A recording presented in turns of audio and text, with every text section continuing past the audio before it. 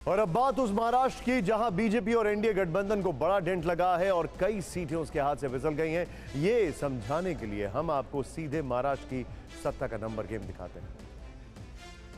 महाराष्ट्र में लोकसभा की 48 सीटें हैं और एनडीए गठबंधन में से सिर्फ 18 सीटों पर जीतता दिख रहा है, जबकि इंडिया गठबंधन के पास 60% से ज्यादा सीटें नजर आ रही हैं। लेकिन यहां अगर किसी ने सबसे ज्यादा चौंकाने का काम किया है तो वो है उद्धव ठाकरे और शरद पवार, जिन्होंने इस चुनाव से पहले कई सियासी शूल झेले। कई नेताओं ने साथ छोड़ दिया, पार्टी का नाम चला गया, निशान चला गया, लेकिन वोटर्स और कार्यकर्ता मजबूती के साथ इन दोनों नेताओं के साथ खड़े रहे और इसके प्रमाण महाराष्ट्र के चुनावी नतीजों में दिख रहे हैं। अब तक के आंकड़ों पर गौर करें तो महाराष्ट्र में एकनाथ शिंदे की शिवसेना, जो एनडीए गठबंधन का हिस्सा भी है, उसे सिर्फ 6 सीटें मिलती दिख रही हैं, जबकि उद्धव ठाकरे के खाते में 10 सीटें जा सकती हैं। इसी तरह अजीत पवार की एनसीपी का बमुश्किल खाता खुलता दिख रहा है, जबकि शरद पवार सत्ता वाले चुंबक से 7 सीट अपनी पार्टी की ओर खींचते नजर आ रहे हैं।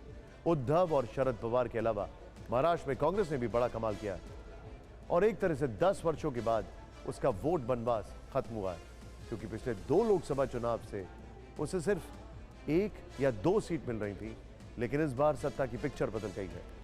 वर्ष 2014 में जो लोकसभा चुनाव हुए थे उसमें महाराष्ट्र में कांग्रेस को 2 सीटें मिली थीं। इसके अलावा इसके बाद 2019 के लोकसभा चुनाव इलेक्शन में कांग्रेस की सीट एक और कम हो गई, लेकिन इस बार कांग्रेस महाराष्ट्र में डबल डिजिट में सीट जीतती दिख रही है और उसे अब तक के आंकड़ों के मुताबिक 12 सीट मिल सकती हैं। यानी इंडिया गठबंधन के लिए महाराष्ट्र ने एक गेम चेंजर का काम किया है।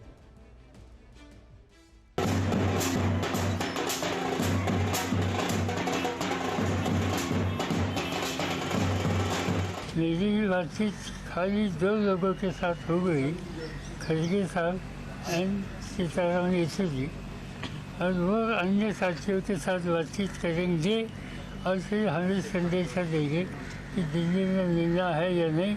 हो सकता है कि कल मिलने की स्थिति पैदा हो सकती है।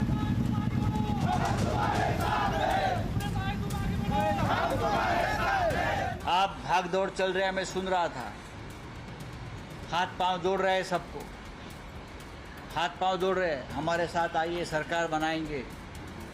लेकिन मैं दावे के साथ कहता हूं, मोदी जी की सरकार नहीं बनेगी। मोदी जी ने सबसे पहले इस्तीफा देना चाहिए। मोदी जी हार गए।